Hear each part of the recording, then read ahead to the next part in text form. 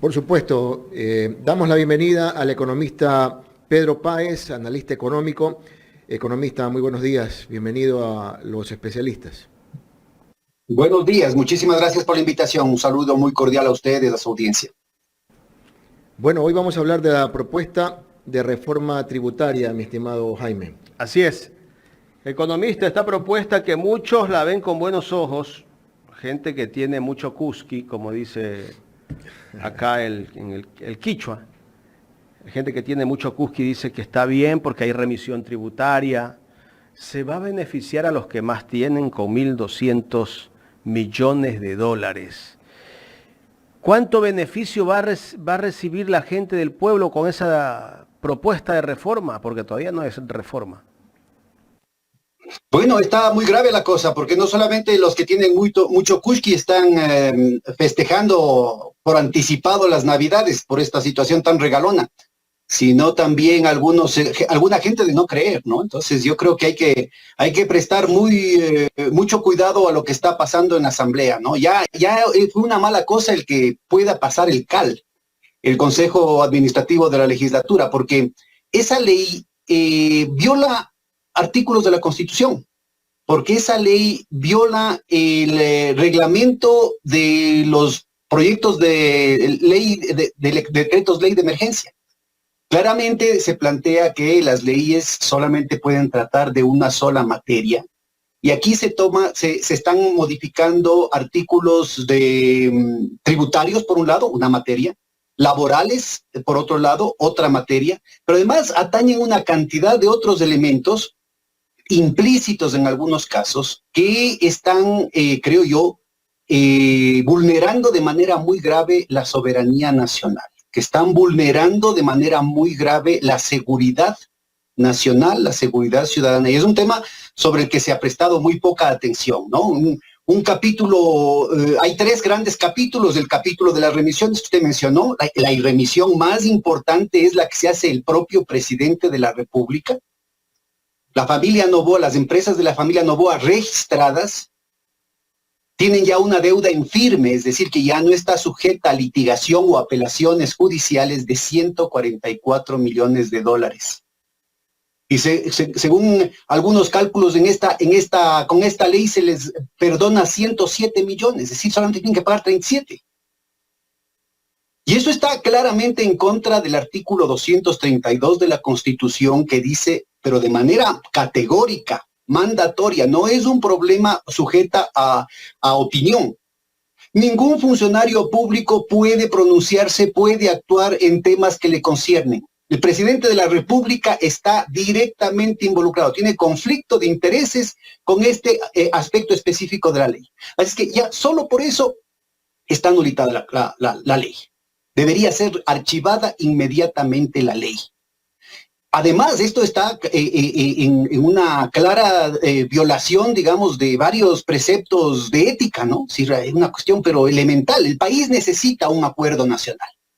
Fue una señal importante el hecho de que se superen las polarizaciones y se tenga un acuerdo legislativo. Pero el país necesita algo que trascienda el reparto de dignidades en la Asamblea Nacional y que plantee una recuperación de la patria frente a la penetración de las mafias, una recuperación de la patria frente a la penetración de poderes extranjeros enemigos de la nación. El Ecuador es signatario del artículo 4 del Convenio de Palermo, que declara al narcotráfico enemigo de la nación. Es una lástima que no haya prosperado, que inclusive dentro de sectores progresistas se haya claudicado en la primera versión de la acusación en contra de Lasso, del banquero Lasso, que planteaba que esto es un problema de traición a la patria. El país necesita un gran acuerdo nacional para frenar esa penetración, para revertir el deterioro de las instituciones democráticas, el deterioro de la democracia, el deterioro de las condiciones de vida cotidianas de los ciudadanos y para relanzar la economía. Pero no es así. ¿Cómo puede ser que el presidente, en su primera, que viene con vientos frescos, que viene con una cara nueva diciendo que es la nueva política, que está más allá del correísmo, anticorreísmo, que tiene que ser una cuestión que permita sacar a la nación del empantanamiento en el que se halla, y lo primero que hace es perdonarse él mismo una deuda de 107 millones de dólares y les perdona al resto de sus amigos 1.200. Hay otros cálculos que dicen que son casi 1.500 millones de dólares. Entonces, mire, empezando por ahí la cosa es gravísima. Luego tenemos el gran capítulo que tiene que ver con las asociaciones público-privadas, que son mecanismos encubiertos de privatización, de regalos a la empresa privada. Aquí no estamos hablando de nueva inversión del sector privado. Estamos hablando de concesiones del Estado a la empresa privada que tiene una cláusula gravísima. Y estos elementos están vinculados al cuarto que le voy a hacer referencia, que es el tema de que el gestor privado, la contraparte privada, es responsable exclusivamente durante el periodo de la gestión. De ahí toda la responsabilidad le corresponde al gobierno. Acuérdense lo que acaba de pasar con Chevron y los arbitrajes internacionales. Chevron Texaco fue la que contaminó utilizando tecnologías que ya la propia empresa había prohibido en otras partes del mundo, pero como se trataba de indios, como estaban lejos, como estaban en el Ecuador, y como tenía una serie de gobiernos corruptos que los estaban socapando, pues aplicaron con toda impunidad esa tecnología. Se largaron, y no solamente que se lavaron las manos con eso, sino que ahora le demandan al Estado, y el Estado ecuatoriano tiene ahora que pagar con una responsabilidad inmediata de los procuradores, sobre todo de Íñigo Salvador, que estaba a favor del CIADI, que estaba a favor de las transnacionales que le atacan al Estado, siendo que su obligación por la que le pagaban era defender al Estado Nacional, pues tiene que pagar ahora 9.900 millones de dólares. Así es que vamos viendo el segundo gran capítulo, el tema de la asociación pública y privada. Y el tercer gran capítulo tiene que ver con la cuestión de las zonas francas.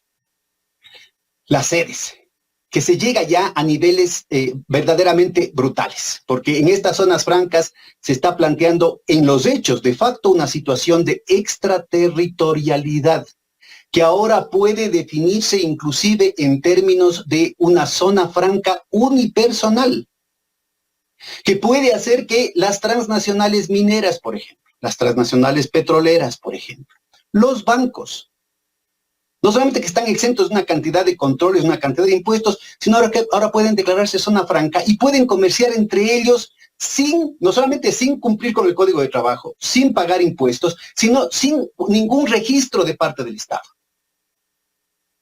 Entonces, la gran pregunta aquí es, ¿no es cierto?, ¿qué significa eso? Yo creo que habría que exigir que la Asamblea Nacional pida un informe técnico a cada una de las ramas de las Fuerzas Armadas, a la inteligencia de cada una de los servicios de inteligencia de cada una de las Fuerzas Armadas, para ver si es que esto no es un atentado para la seguridad nacional. Acuérdese lo que fue en Colombia, ¿no es cierto?, cuando Uribe, el que después fue presidente de la República, Uribe, estuvo de director de aviación civil. Él fue el que liberalizó y organizó de tal manera la cuestión del tráfico interno y de los aeropuertos internos, de las pistas de aterrizaje internas, que permitió el salto cualitativo de Pablo Escobar en el control de la droga colombiana.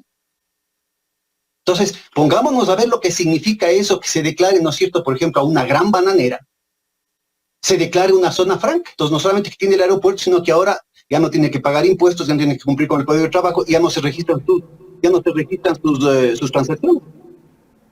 Y entonces ahí viene el cuarto gran capítulo que está implícito en todo esto, que se plantea una situación de regalona con respecto a las transnacionales, con respecto a intereses oscuros. Y se define implícitamente que todo eso va a arbitrajes internacionales como el que acabo de mencionar, en que los pájaros disparan a las escopetas, violando la ley, violando la moral, violando cualquier principio, ¿no es cierto?, de virtud, cualquier principio de justicia, cualquier principio de civilización inclusive. Y después de contaminar el oriente ecuatoriano, después de hacernos el daño, ahora exige que el Ecuador le pague 9.900 millones de dólares. Imagínense lo que va a significar toda la serie de arbitrajes internacionales que nos van a poner en el CIADI, fruto de esta ley. Entonces, se plantea aquí una situación muy grave. Como muy bien decía Jaime al principio, ¿no es cierto?, nada de esto favorece a la población ecuatoriana. Al contrario, le cargan con más impuestos. Pero dicen, no, en la declaración de motivos dice, por la situación gravísima que está, y tenemos que aprobar esta ley para afrontar los impactos del fenómeno del Niño. Esto no está generando ingresos para el Estado, sino que al contrario los reduce, pues. No solamente que no disminuye el déficit fiscal, sino que lo aumenta en el corto, en el mediano y peor en el largo plazo.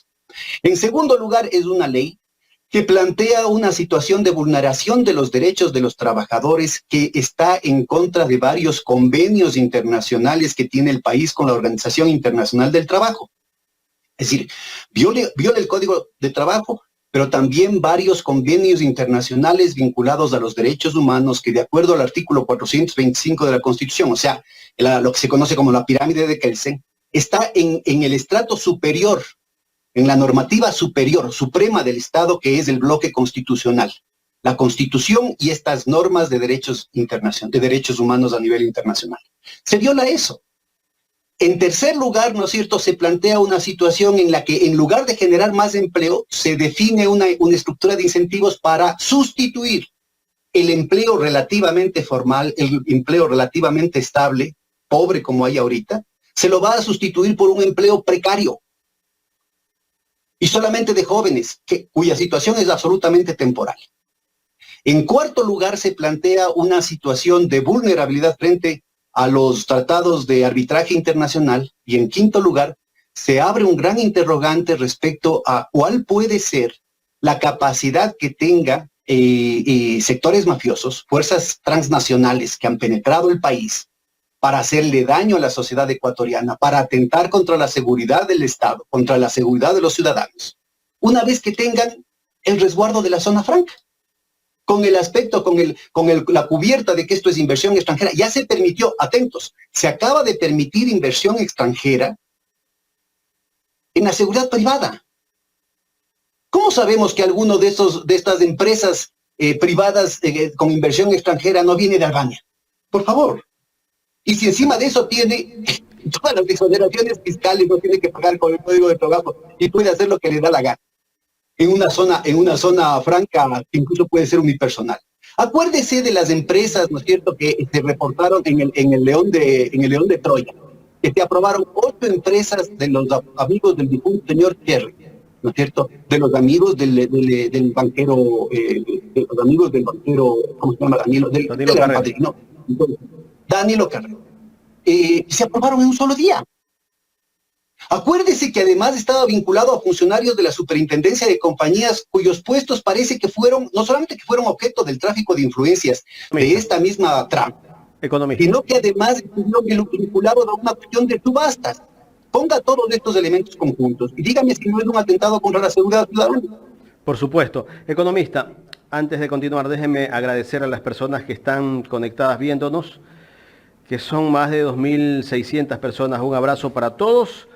Gracias para Omar Novoa también por el super chat que nos acaba de hacer. Y antes de darle paso a mi compañero Gustavo Jiménez, quiero decirle a la gente que ponga los likes. Recuerde que el like nos impulsa a que muchas más personas vean el trabajo que hacemos con mucha dedicación aquí en Ecuador en directo todos los días. Siempre estamos tratando de dar el mejor contenido. Gustavo. Gracias, economista. 2 preguntas. La primera, ¿es más lo que se va a recaudar que lo que se está condonando, se está permitiendo no pagar? Primera pregunta. Y segunda pregunta, esta ley de eficiencia y generación de empleo, ¿no es una copia o es algo parecido a la ley que se rechazó en la asamblea de Guillermo Lasso, en la época de Guillermo Lasso, que se llamaba atracción de inversiones, que abría las puertas a la privatización de todo aquí en el país? Es 90% de contenido, es la insistencia de la ley de Lasso. Entonces, de nuevo, el país necesita un gran acuerdo nacional, ¿no es cierto?, para, de manera sólida, recuperar el país, recuperar la nación, ¿no es cierto?, y relanzar la economía, generar empleo, generar la producción. El presidente Noboa intenta armar un discurso en torno a esa posibilidad, y lo primero que hace, ¿no es cierto?, no es el acuerdo, sino el encuentro. Y regresamos a una continuación del gobierno del encuentro, del encuentro con los amigos del difunto señor Cherres, del encuentro del banquero Lasso, padre, del banquero Lasso, hijo, del banquero Danilo Carrera, del banquero Luque Lecaro, del banquero Correa, del banquero Cortázar, del banquero, de todos ellos.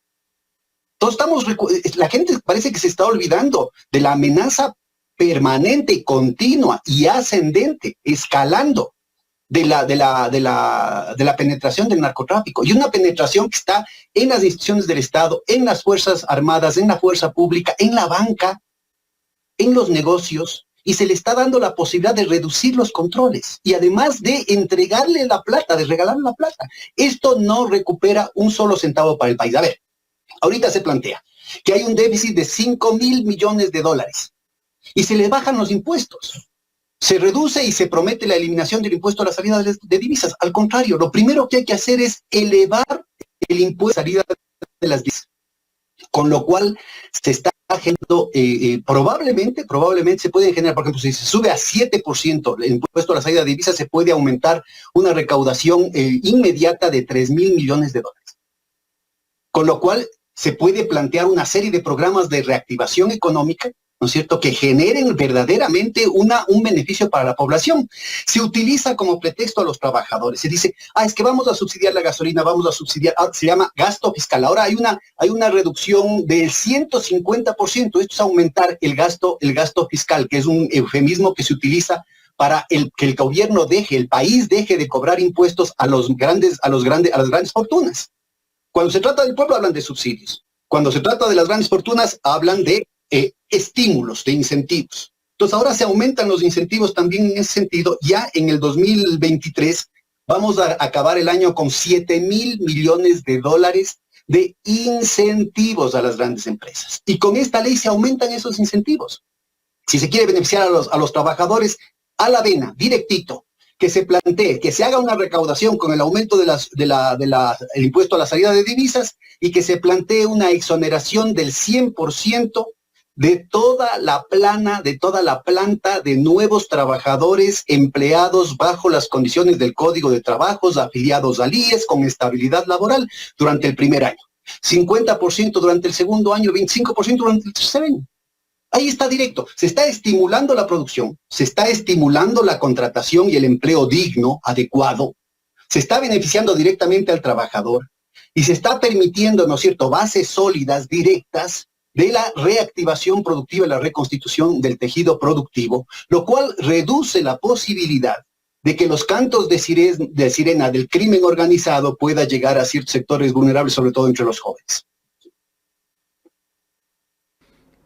Economista, en el tema de la zona franca, hay quienes dicen que como esto no es nuevo, porque en cada gobierno se ha implantado zonas francas y no han dado resultados, en este momento en el que el país está pasando situaciones complicadas, ¿qué competitividad puede existir al abrir zonas francas cuando no hay seguridad, cuando no hay apoyo, cuando no hay economía?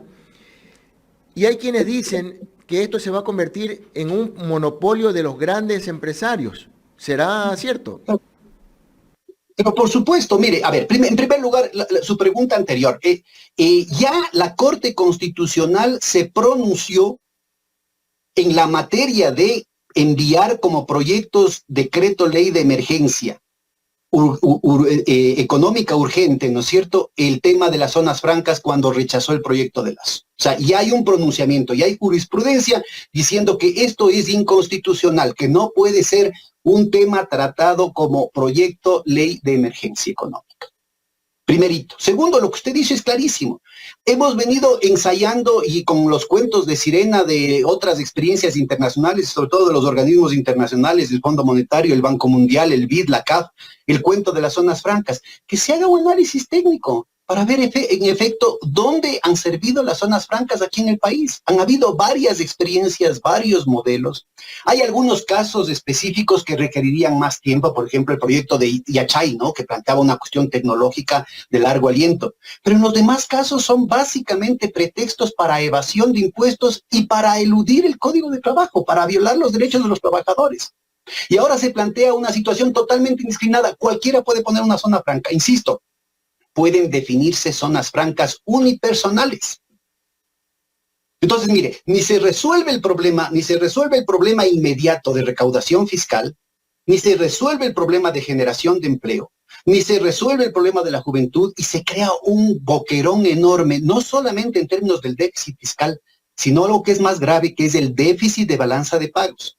Recordemos que estamos en dolarización, es decir, que eso funciona con dólares, y cuando estamos en dolarización, a diferencia de cuando teníamos moneda nacional, ¿no es cierto? Y cuando teníamos moneda nacional, se iban los dólares y circulaba el sucre, ¿no es cierto?, como giro de negocios de la gente. Ahora se van los dólares físicamente, ¿no es cierto?, y se estrangula la economía por un problema de liquidez. Y obviamente, ¿no es cierto?, los sectores más vulnerables, y son las pequeñas, las medianas empresas, sobre todo en el campo, sobre todo en las provincias, en los barrios que no son los más pudientes, son las primeras en sentir esa escasez de dólares. Entonces ahí hacen su agosto los chulqueros, los de cuello y corbata y los otros. Así es que mire, es muy grave lo que está pasando e insisto, ¿qué empresario honesto? ¿Qué empresario honesto va a querer una zona franca para violar los derechos de los trabajadores, para no pagar impuestos, para que no se registren sus transacciones? Inclusive usted puede poner una zona franca unipersonal y su vecino puede poner una zona franca unipersonal, y las transacciones que se hacen entre las zonas francas no quedan registradas para el control de las autoridades ni para el pago de impuestos internos. Imagínese lo que esto significaría en manos de los albaneses. Entonces, no, pero es que el unipersonal es para la gente común y corriente. Acuérdese en la anterior crisis financiera, cómo utilizaban el nombre de la empleada de uno de los funcionarios del banco, de una señora jubilada, personas que ni tenían idea de lo que les estaban haciendo firmar, y terminaban como propietarios de las offshore, pues. La utilización de los testaferros para ese tipo de cosas. Y de nuevo, le hago, por favor, que pongan la mano en el corazón lo que significó que en un solo día se hayan aprobado 8 empresas de los amigos del difunto señor Cherres, con todo el tráfico de influencias de funcionarios que estuvieron primero en el Ban Ecuador, que estuvieron en la Superintendencia de Compañías. Entonces, permítame que complete el pedido a la Asamblea. Tiene que pedirse un informe técnico de cada una de los servicios de inteligencia de cada una de las ramas de las Fuerzas Armadas. Tiene que pedirse un informe técnico a la Superintendencia de Bancos, a la Superintendencia de Compañías, a la Unidad de Inteligencia Financiera, la UAFE, y al Banco Central, de que esto no está vulnerando la situación de seguridad del país, de seguridad ciudadana, de seguridad económica y de seguridad macroeconómica, porque esto abre un hueco, abre una vulnerabilidad adicional a la fuga, debido a la fuga de capitales, tanto al tema del déficit fiscal, va a aumentar el déficit fiscal, va a reducir las reservas internacionales y va a aumentar el hueco que ya es enorme y con una dinámica perniciosa de la balanza de pagos, sabiendo que esto pone en riesgo la dolarización. Economista, hay interrogantes en esto, pero por ejemplo otro tema que llama mucho la atención es el reintegro del IVA a los sectores inmobiliarios. Y hay quienes dicen que esto no va a beneficiar en gran parte a nadie, ni va a crear más empleo, que más bien lo único que van a ser beneficiados son las grandes empresas, y por ahí se dice pues que esto es beneficio para el grupo Novis, que tiene pues el emporio de las inmobiliarias y de sus amigos. De nuevo es el artículo 232 de la Constitución. Cualquier servidor público, y eso incluye al presidente de la República, tiene que abstenerse en todas las materias que le conciernan, en lo que significa sus negocios privados y de su familia. Y lo que usted dice es obvio. La corporación Novis es uno de los emporios más importantes en la cuestión de los bienes raíces, pero no es solamente eso, es la familia Noboa, el clan Noboa y sus amigos. En la cuestión de las condonaciones, de las remisiones, ¿no es cierto? Son 2.100 millones de dólares de cobros en firme que ya tienen que hacerse ahorita, que tendrían que hacerse de manera inmediata. Con eso se estaría reduciendo el déficit, ¿no es cierto?, para los gobiernos seccionales, se estaría reduciendo las necesidades de los hospitales públicos, de las escuelas, de los colegios, estarían reparando las hidroeléctricas, por ejemplo, lo de Toachi Pilatón para evitar los apagones. Pero no se lo hace. Lo mismo está sucediendo con la cuestión de lo del IVA. Mire, acuérdese cuando se bajó el IVA del 14 al 12%. Dijeron que eso iba a beneficiar al consumidor. Comieron el cuento de eso. Y esos 2 puntos en realidad se convirtieron en 2 puntos que fueron al bolsillo de los intermediarios, de los comerciantes. Nunca las empresas entregaron ese 2% al consumidor. Lo mismo va a pasar con esto. Entonces, mire, el problema es ese. De nuevo, estamos en una coyuntura histórica de mucha trascendencia. Estamos al filo del precipicio. Hay un nivel enorme de irreversibilidad, pero todavía hay la posibilidad de poner el freno y dar marcha atrás para recuperar la nación. Y lo que el presidente Noboa, no sé si él conoce lo que está presentando, porque es claro que esto le han dado haciendo, ¿no es cierto? Dicen por ahí que ha sido la ministra de la Producción, puesta además por Roldán, o sea, por el grupo de María Paula Romo, la que preparó la ley en la época de Lazo, la ley que fue rechazada, la ley que fue interpuesta por la propia Corte Constitucional, con el mismo contenido. Aquí le han hecho un refrito con una manito de gato, pero es lo mismo. Y que ahora también vuelven a presentar la ley. Y en el fondo, ¿no es cierto?, lo que están dando es caramelitos para la familia Noboa y sus amigos. ¿Cómo pueden, ¿no es cierto?, derrochar el capital político que les ha dado el pueblo ecuatoriano? ¿Cómo pueden desperdiciar una oportunidad histórica para retroceder en la maldad, en la iniquidad, en este pantano de iniquidad en lo que nos ha metido el gobierno de Moreno y el gobierno de Lazo? Y plantea una situación para beneficiarse personalmente de una manera tan descarada. E insisto, nada de esto se está discutiendo en términos del problema de la seguridad nacional y de la seguridad ciudadana. Nada de esto se está discutiendo en términos de la vulnerabilidad estructural. Está significando para las finanzas públicas y para el balance externo del país. Por tanto, economista, para la sobrevivencia de la dolarización. Entonces, lo que me da a entender usted es que ni siquiera el presidente Daniel Noboa ha leído este proyecto de ley. No conozco, no puedo ponerme en los zapatos, pero me parece, me da la impresión, y sobre todo por lo que acaba de decir ahorita en el Consejo de Seguridad de las Naciones Unidas, que el presidente está siendo amenazado, que varios funcionarios del gobierno, lo ha dicho también la ministra de Gobierno Palencia, están siendo sujetos a amenazas personales con su familia, todo tipo de presiones. Recuerde, el tema de la mafia es plata o plomo. En esas condiciones, lo único que corresponde, ¿no es cierto? Y ahí me parece que es muy importante, permítame que señale los comentarios que está haciendo Francisco Herrera Arauz, ¿no? Nuevamente me permito utilizar estas ondas para lanzar esa invitación, amiga. Ahorita que acaban de entrevistarlo a Javier Lazo, que estuvo magnífico, me parece también muy importante que la ciudadanía siga. ¿Por qué no lo invitan directamente a Francisco Herrera, que está haciendo comentarios muy atinados respecto a esto que no se ve en la superficie, pero que en el fondo, ¿no es cierto?, se ve claramente? Una cosa era el bloque monolítico Moreno-Lazo, con todos sus comensales, tanto de izquierda como derecha, que ya se repartían el país.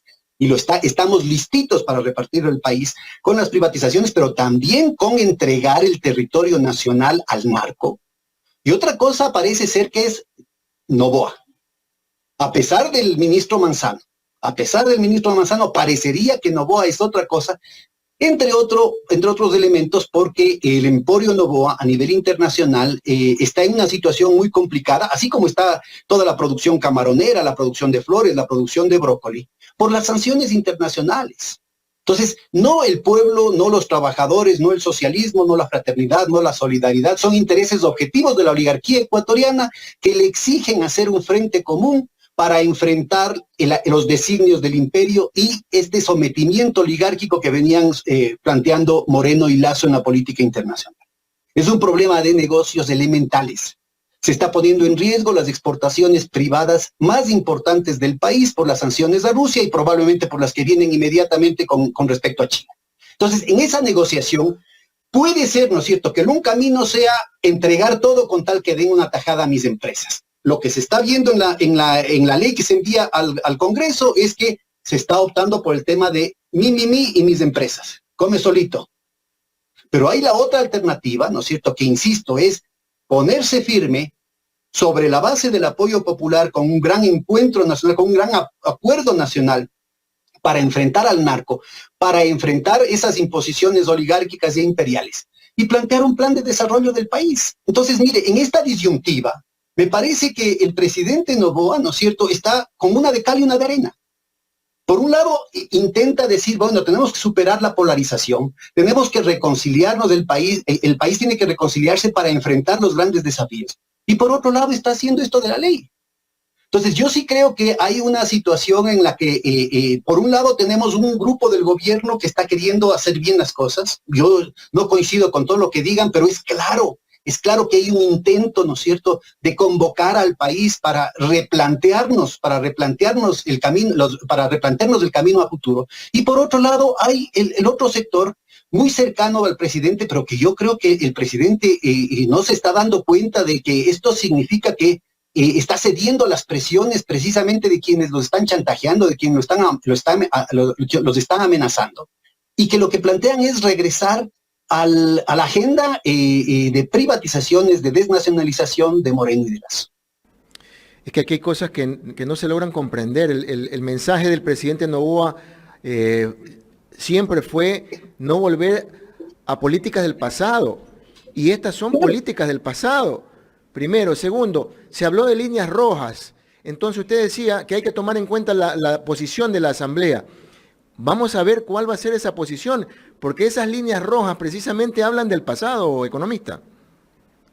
Así es. Y yo le insisto, mire, este es un avance más, ¿no es cierto?, de lo que le fue la mal llamada Ley de Fomento Productivo de agosto del 2018, la mal llamada Ley de Defensa de la Dolarización, la mal llamada Ley de Apoyo Humanitario, la mal llamada Ley de Creación de Oportunidades, ¿no es cierto?, que en todo este periodo lo que fueron es profundizando un modelo desnacionalizador, un modelo de guerra de clases, de la oligarquía en contra del pueblo ecuatoriano, de una guerra de clases de los ricos, de los multimillonarios en contra del ciudadano común, a través de estos mecanismos de desregulación financiera, de privilegios fiscales, de privilegios tributarios y de total destrucción de los derechos de los trabajadores, de total destrucción de los derechos de la ciudadanía. Y yo le insisto, mire, por favor, que me digan qué empresario honesto necesita poner una zona franca unipersonal para violar el Código de Trabajo, para no pagar impuestos y para no declarar nada. Mire, esto se agrava por una situación que es inmediata. Es decir, a ver, yo le insisto, se acaba de permitir inversión extranjera en las empresas de seguridad privada. Y si esa inversión extranjera incluye a los albaneses o a otras mafias, a los mexicanos o a los colombianos, pues. ¿Se imagina lo que esto significa para el país? Significa para el ciudadano común y corriente, para la seguridad cotidiana de la gente.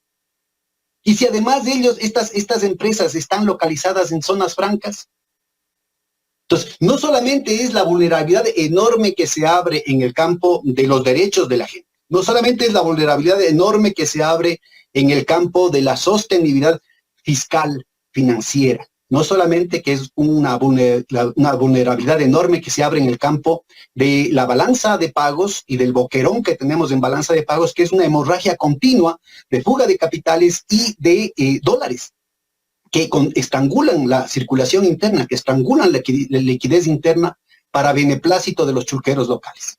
No solamente es eso, sino que también es un problema de seguridad ciudadana, de seguridad nacional. ¿Qué pasa si se pone una zona franca al lado del puerto? Vea lo que está pasando en Pozorja. Acaban de encontrar, la prensa nacional no ha dicho nada, acaba de encontrarse un nuevo embarque en un containers de banano, ¿no es cierto?, de coca, en Hungría. Se encontró otro en Turquía que tampoco se dijo nada, aparte del que se encontró en la cuestión de España. Mire, en el 2021 hay un reporte de Naciones Unidas que salió este año reciencito, que habla de las estadísticas del 2021 y planteaba que el 20% de las capturas en Europa venían de puertos ecuatorianos. En la última ronda que hicieron los propios candidatos, trascendió que ahora en el 2023 ya es del 65%, del 21 al 65%. En 2 años. Entonces, tiene que aclararse, ¿no es cierto?, qué es lo que se está pretendiendo al abrir este tema de reducir los controles ahí donde se necesita aumentar los controles. ¿Por qué se reducen los ingresos del Estado ahí donde se necesitan más ingresos del Estado para pagar a los médicos, a los profesores, a la policía, al ejército? ¿Por qué se regala más plata a las grandes empresas cuando las grandes empresas están fugando capitales? ¿Qué sentido tiene lo que se está haciendo? Por eso yo digo, esto tiene que ver con una serie de presiones que eventualmente pueden poner en peligro inclusive la vida de los miembros del gobierno y sus familias. El país tiene que estar alerta de lo que está pasando porque estamos, insisto, en una coyuntura muy trascendente en la que todavía podemos dar retro y recuperar la nación, relanzar la economía sobre la base de un fortalecimiento de los cimientos de la convivencia nacional. Pero si no se hace eso, como usted dice, si se continúa con la agenda del pasado, la agenda de Moreno y de Lazo, vamos al precipicio. Estamos viviendo entonces un fenómeno de gentrificación donde los poderes de las clases altas... No, Gustavo, perdón que le interrumpa, no es gentrificación, es lumpenización. Okay. Esto es un proceso de descomposición moral y económica de las élites ecuatorianas. De acuerdo. Un fenómeno, Jaime, que de alguna manera nos va a traer grandes inconvenientes, porque de no aprobarse esta ley será seguramente, Jaime y economista, la gran excusa para el gobierno de Daniel Noboa de culpar nuevamente a la Asamblea, de que no le han permitido gobernar. Ya hay globos de ensayo, pues si nos ponemos a analizar todo lo que está diciendo la prensa y la parafernalia que empiezan a lanzar, ¿no? Ayer con las declaraciones del señor embajador de los Estados Unidos, que se mete en la política interna de nuestro país y que lamentablemente el gobierno parece ser que prefiere quedarse callado. Me recuerda a Guillermo Lazo, que también pasó lo mismo, acusó de narcogenerales a un montón de personas que estaban dentro de la policía y gente que salió de la policía y que ahora le pide explicación y ni siquiera hay una respuesta contundente de parte del gobierno que estaba en ese entonces y del embajador. Bueno, tantas cosas que hay, ¿no? Que no sabemos qué va a pasar con el país. Vemos a un gobierno... Pero si me permite, Jaime, el problema de la nueva intervención del embajador es una cuestión muy grave que el propio gobierno de los Estados Unidos tiene que tomar cartas en el asunto, porque se evidenció con las filtraciones de Boscan que en las declaraciones de los narcogenerales y en toda esa situación, el embajador Fitzpatrick estaba tomando abiertamente partido con una de las facciones en pugna dentro de la Policía Nacional y de manera específica con aquella facción involucrada en el tráfico de influencia de los amigos del difunto señor Cherres. Es gravísimo. Es gravísimo. Vea, por favor, la intervención de los Estados Unidos en el tema de las drogas está plagada de cosas verdaderamente afectosas, como el escándalo Irán-Contras, como la participación, ¿no es cierto?, en el operativo Rápidos y Furiosos, en el que entregó no solamente armas, no solamente un armamento tremendamente sofisticado, sino muchísima plata y equipamiento de inteligencia, de seguridad, a las mafias mexicanas, sobre todo a Jalisco Nueva Generación, que es el que está vinculado con el tema de los albaneses. ¿Cómo es que la embajada americana sigue haciendo estas cosas? ¿Cómo es que se atreve, ¿no es cierto?, a promocionar al general retirado Patricio Carrillo para que sea ministro del Interior? Y después tienen que votarlo inmediatamente con el presidente y el general retirado, apoyado por la embajada, con el rabo entre las piernas, porque las presiones de los altos mandos de la policía, ¿no es cierto?, les obligaban a que se callen respecto a las declaraciones iniciales en torno al terrible caso de la doctora Ana Belén Bernal. Mire, la cosa es muy turbia, muy turbia. Y todo esto de aquí se da en un escenario internacional tremendamente complejo, en el que se ve que la relación entre la red financiera especulativa angloamericana en su relación con las guaridas fiscales es uno de los elementos centrales para la reproducción de estas mafias internacionales, ¿no? Economista, yo creo que tenemos más de lo mismo, ¿no? De lo que veíamos hasta hace poco en el gobierno anterior, y ver todo lo que está saliendo ahora y todo el blindaje mediático que intentan hacer a todo lo que está saliendo con el gobierno, que recién tiene pocos días, demuestra que vamos a tener un gobierno que terminará echándole la culpa a otros. Sí, cualquier cosa, la culpa es del otro. Ellos no son responsables de su administración, sino de otros. Así pasó Moreno, pasó Lazo, y tal vez va a pasar lo mismo con este. Yo creo que es fundamental, mire, el tema de que se haga un gran acuerdo nacional con los correístas, los socialcristianos, Pachacutic, ¿no es cierto?, respecto a quién beneficia. A ver, ¿a quién beneficia, ¿no es cierto?, ¿por qué se mantiene la disposición de Lasso de eliminar la tipificación como delito penal de todas las transgresiones que se hacen en comercio exterior? ¿A quién beneficia? ¿Qué relación tiene eso con todas estas filtraciones en los puertos ecuatorianos? La cuestión de la subfacturación, la sobrefacturación en las exportaciones, en las importaciones. Perfectamente sabía el banquero Lasso lo que eso significaba en términos de delitos internacionales, en términos de la vulneración de la balanza de pagos, de la reserva internacional del país, pero también sabía perfectamente lo que eso significaba en tanto abría las puertas para el envío de containers de las flores ecuatorianas, del banano ecuatoriano, del camarón ecuatoriano con cocaína, dañando el buen nombre del país. ¿Cuánto tiempo va a pasar antes de que en Europa empiecen a ponerse cortapisas, empiecen a ponerse restricciones a las exportaciones ecuatorianas? Porque es un riesgo. El nombre, la marca país, que ha tomado décadas construir, por ejemplo, al abuelo del propio presidente de la República, se está desmoronando porque se empieza a convertir Ecuador en sinónimo de tráfico de cocaína, pues. ¿Por qué no se elimina esa disposición? ¿Por qué no se elimina la disposición de Lasso, no es cierto? ¿Y a quién benefició la disposición de Lasso de eliminar a Albania de la lista de las guaridas fiscales? ¿Por qué no se lo vuelve a poner? A eso y a Delaware y a Dakota del Sur y a todas las guaridas fiscales que están poniendo en riesgo la dolarización en el Ecuador.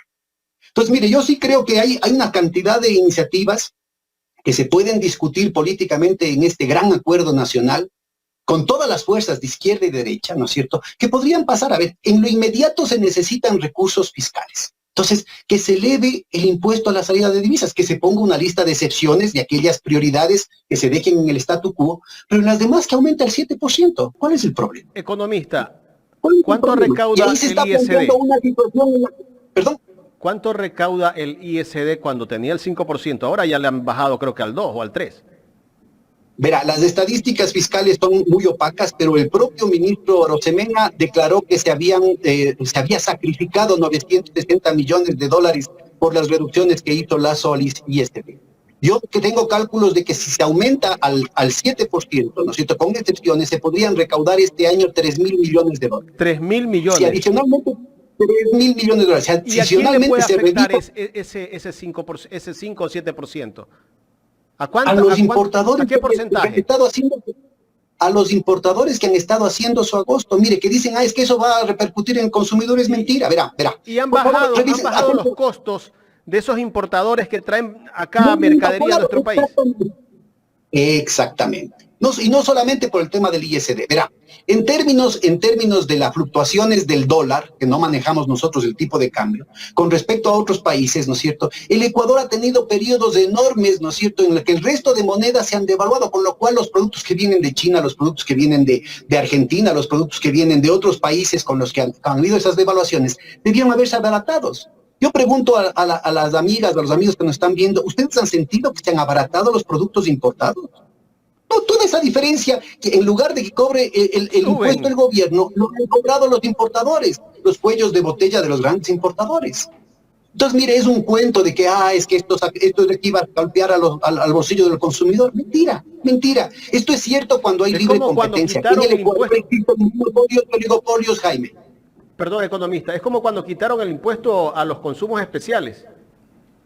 Sí, o cuando fue lo del IVA. Yo le insisto en el ejemplo de lo del IVA que estábamos conversando con Gustavo, que ahora quieren decir la reducción del impuesto del IVA a los amigos de la empresa Novis y los constructores, ¿no es cierto?, va a beneficiar al consumidor. Mentira, bajaron del 14 al 12% y usted puede ver el índice de precios al consumidor, no baja en el 2%, en nada.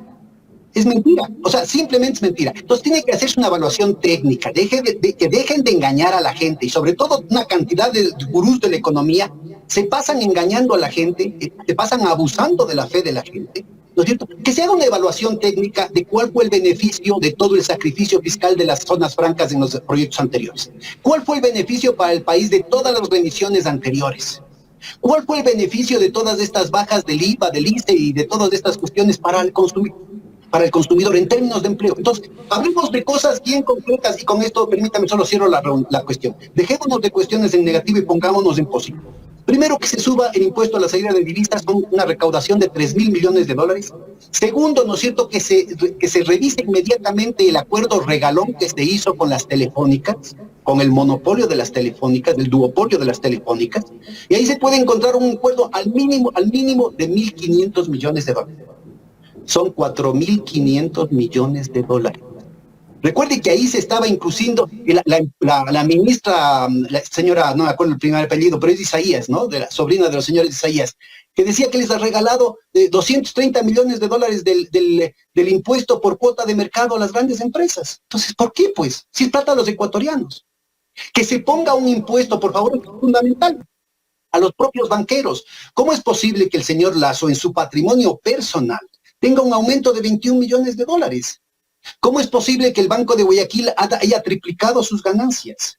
¿Cómo es posible que el promedio de las ganancias de los bancos, que hace 10 años era un promedio de 360 millones, durante el gobierno de Moreno fueron 590 millones de dólares, y que el año 2023, mientras el resto del país no le alcanza para llegar al mes, haya aumentado a 1.000 millones de dólares? Que se ponga también un impuesto a la cuota de mercado, porque Banco de Guayaquil y Banco del Pichincha controlan lo fundamental del sistema financiero del país.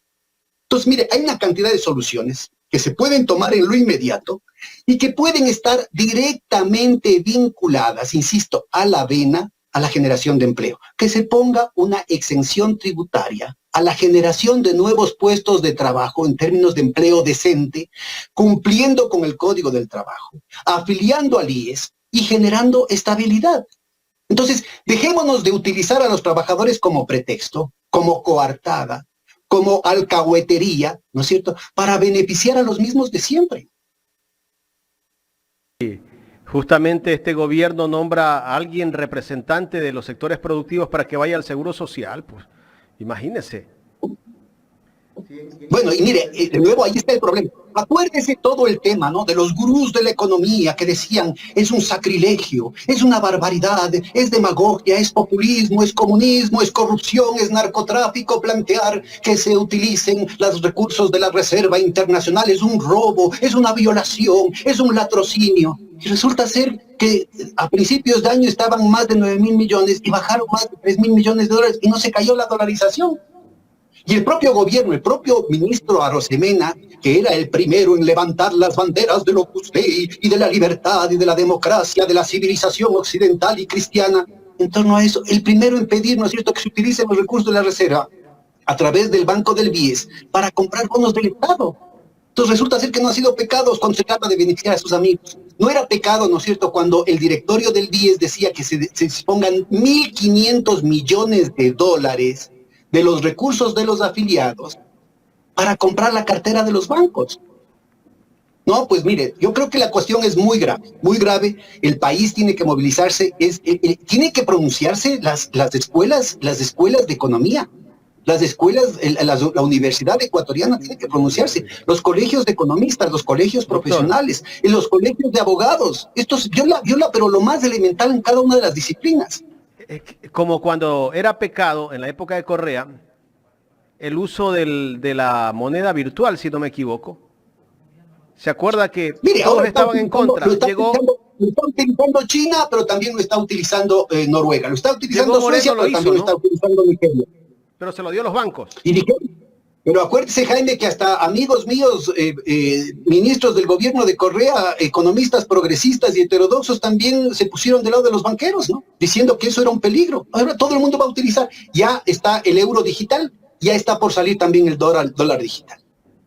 Es que mire, las mentiras se caen por su propio peso, lastimosamente la memoria es frágil, ¿no es cierto? Y es la verdadera mediocridad de muchos académicos y de muchos profesionales que tienen, pero la piel bien gruesa, ¿no es cierto?, bien caraduras para seguir con sus mentiras, se enconchan en sus mentiras y siguen repitiendo los refritos de discursos que han sido totalmente derrotados por la evidencia. Economista, permítame trasladarle una inquietud que me llama la atención del chat de nuestros seguidores. Dice José Garcés, qué tristeza con los jubilados como yo. Con las zonas francas, el IES quebrará? Mire, entre otras cosas, ¿no es cierto? En el gobierno de Correa, y a mí me cupo el honor, ¿no es cierto?, de participar en la entrega de recursos más importante que una cantidad de economistas se olvidan. En toda la historia del IES, desde 1927 hasta el año 2008, nunca se entregó una cantidad de recursos tan importante como se dio al principio del gobierno de Correa. Con esos recursos, no solamente que se resolvió buena parte de la deuda externa, porque se compró en el mercado secundario a 30 centavos por cada dólar de los bonos global, sino que adicionalmente el IES recibió esa plata, presentó los bonos que había comprado a 30 centavos por dólar y el Ministerio de Finanzas les pagó al 100%. Con esa plata se logró más que duplicar el número de afiliados. De alrededor de 1,5 millones de afiliados se llegó a cerca de 3,700,000. Y luego se ha ido bajando porque simplemente las empresas quebraron, porque mandaron sacando a los trabajadores y la gente ya no pudo seguir cotizando.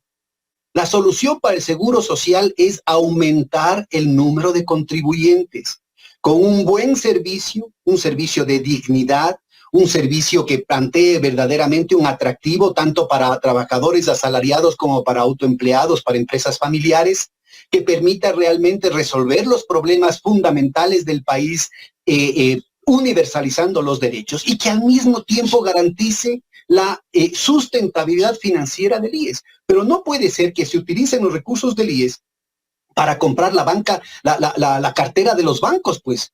Una cartera de los bancos que ahora está sometida a la ley de defensa, perdón, a la ley de creando oportunidades, perdón, de defensa de la dolarización, me estoy olvidando. Esto es al final del gobierno de Moreno, que plantea retornar a uno de los elementos cruciales para la crisis bancaria de finales de los 90, que son los créditos vinculados. Esto dicho no por el rojo del Pedro Páez, dicho por el Fondo Monetario Internacional, dicho por el Banco Mundial, el BID, los consultores de la CAF, una cantidad de economistas neoliberales que dijeron, se nos chispoteó. Y ahora se regresa. En ese entonces era con propietarios hasta el 6% del banco, era con propietarios hasta del 25% del banco. Entonces, por ejemplo, el Banco de Guayaquil, creo que este ejemplo ya lo dimos, con los recursos de los depositantes del banco, le presta al gran padrino. El gran padrino hace una empresa como esta de las 8 que estábamos mencionando, con los amigos del señor Cherres, ¿no es cierto? Y esa plata termina en Albania. Váyase usted a cobrarle. Pero el Banco de Guayaquil, para no hacerse ese problema, hipotéticamente le puede vender al BIES. Y entonces el que tiene que ir a cobrar es el BIES. Le va a cobrar a los albaneses. O le puede prestar al señor Luque Caro, que está con la plata en Andorra. ¿Quién va a ir a cobrar en Andorra? Al BIES. El BIES va a ir a cobrar esa plata. Entonces, obvio que va a tumbarse el asunto. Y es el mismo problema. Mire, en la ley de fomento productivo de agosto del 2018, además de regalarles los 4.600 millones de dólares del SRI, les perdonaron 2.600 millones de dólares que tenían la patronal en sus aportes de IVA. Que se haga una auditoría de qué pasó con esa plata, porque se han desplomado las recaudaciones de la patronal, incluyendo no solamente los aportes, las contribuciones patronales, sino las retenciones de los propios trabajadores. Entonces, es obvio que con todas estas, entre comillas, equivocaciones, como las del ministro de Energía, ¿no es cierto?, que equivocarse es humano. Entonces, lo que están llevando es una agenda explícita para llevarle al IES a la quiebra y permitir, ¿no es cierto?, que esa agenda privatizadora, con cualquier eufemismo o cualquier retorcida manipulación o maniobra, termine en manos de la banca ecuatoriana. Más fuga de capitales, más vulnerabilidad al sistema financiero, más problema para los ecuatorianos y despojo de los derechos a los afiliados. Economista, queremos agradecerle por su tiempo para conversar con Ecuador en directo. Muchas gracias también, un gran abrazo y que el país esté alerta frente a lo que está pasando. Yo creo que todavía estamos a tiempo de recuperar el espíritu, de superar la polarización, de un gran acuerdo nacional para relanzar el país y para defender la patria frente a la penetración de las mafias internacionales. Gracias al economista Pedro Páez, experto económico, conversando con los especialistas de Ecuador en directo.